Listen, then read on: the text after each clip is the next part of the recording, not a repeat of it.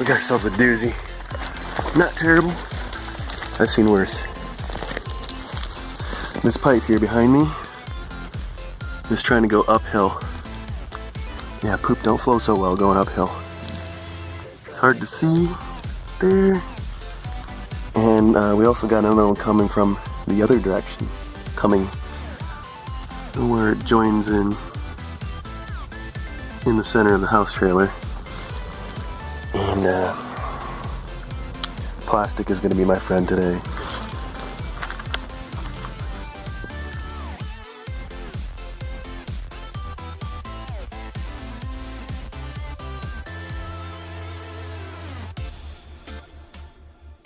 A little bit of a mess, and I say a little bit because we've had much worse. Much worse. See underneath this house here, this house trailer, our problem lies in drain lines trying to go uphill, and it doesn't work so well, as I mentioned earlier. So we corrected the drain lines underneath this house, and then there's a blockage in the sewer line where it joined into the main.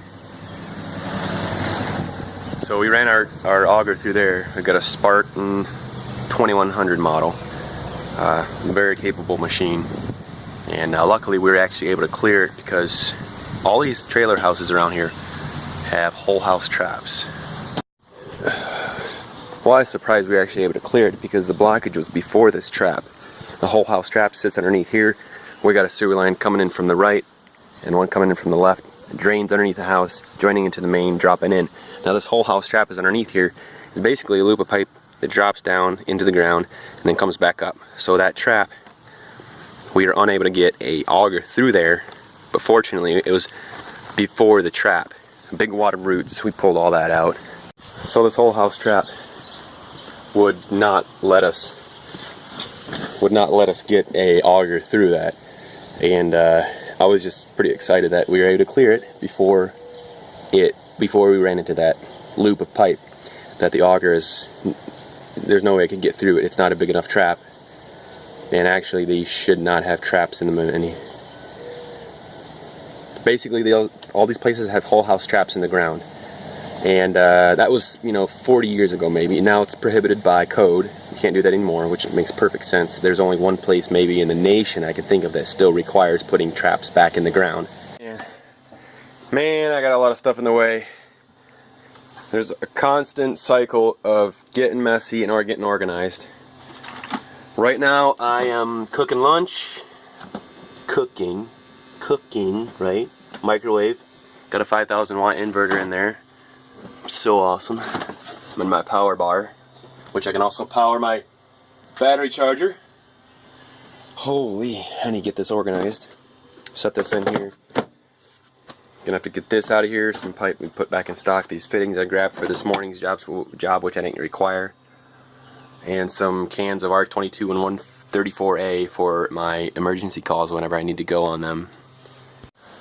So yeah, we have a 24-hour emergency service for customers that require, obviously, emergency services. And we're talking water backing up, no water, no air conditioning, no heat, that sort of thing. And between 5 of us guys here, that's about half of our crew, we switch out. We rotate between 5 guys, so that's every 5th week. I'm on call every 5th week. Everybody else is on. The other guys have their own week, Monday to Sunday. So, like I said, I loaded up with 2 cans of refrigerant in case I needed to use them for my week on call, whereas I don't use them on my normal routine as a service plumber, and installs as well. But I grabbed them in case I needed them. And I got a few things. I got gauges and scales and electrical items such as motors and capacitors, what have you, for the more simple repairs. If we're talking more complicated repairs such as evacuate a system and charge it, like pressure test it with nitrogen or something, that requires a completely separate day. But I can do simple things that come up pretty frequently, as you guys might know, your capacitors and fan motors and things like that, and to top off a system if we need to. So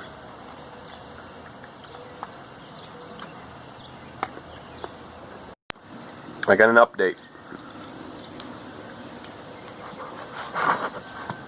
I just found out I have an assignment for San Antonio, Texas, and that requires driving down there with a Mitsubishi mini split unit, and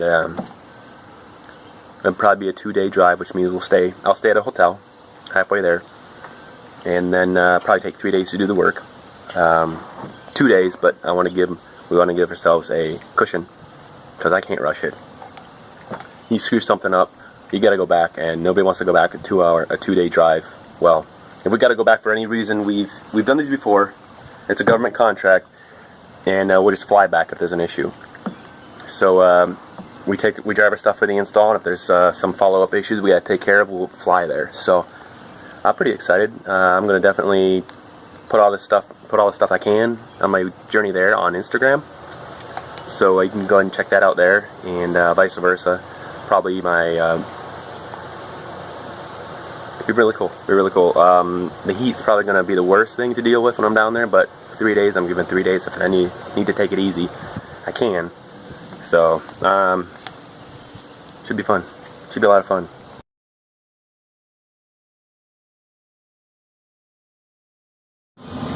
We got a dead water heater. It's not leaking or anything, but it's not responsive, alright? We got this IntelliVent gas control here that regulates the temperature, kicks the water heater on when it needs to turn on, and it is non-responsive no matter what I do. It's not turning on. It must come on at random intervals because it's got hot water in the tank right now, but then it'll run through it, and then they are out of hot water. We're just going to put a whole new one in for them because they decided to do that instead of just replacing that control valve.